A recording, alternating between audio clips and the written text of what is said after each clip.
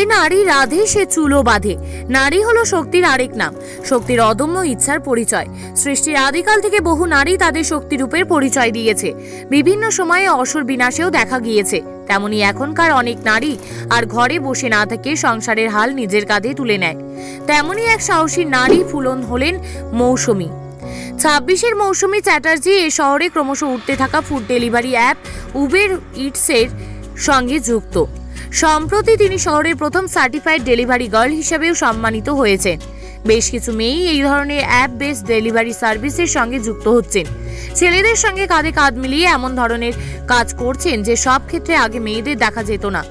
মধ্যরাত পেরিয়েও শহরের বুক চিরে ছুটে চলেছে মহিলা চালিত ট্যাক্সি বা বাইক। অসীম সাহসে ভর করে তারা গোড়া ধ্যান ধারণাগুলিকে ভেঙে দিচ্ছেন। মৌসুমী এদেরই একজন।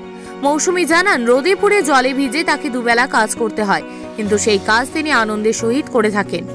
রোদ, জল, ঝড় সবকিছুই তার পরিশ্রমের কাছে হার মানি। তার বাড়ি ফিরতে রাত 1:30-2 হয়ে যায়, কিন্তু সেক্ষেত্রেও তার বাড়ি থেকে কোনো সমস্যার সৃষ্টি হয় না। তিনি এও জানান, তার বাবা মা তাকে এত স্বাধীনতা দিয়েছেন বলেই তিনি এত দূর এগিয়ে যেতে পেরেছেন। সম্প্রতি তাকে দিদি নাম্বার 1-এর মঞ্চেও দেখা যায়। সেখানেও তিনি তার জীবন যুদ্ধের কথা তুলে ধরে। মৌসুমী দেশের মেয়েদের কাছে একটা ইন্সপিরেশন হয়ে রয়ে যাবে। বেঁচে থাক মৌসুমীর মতো মেয়েরা।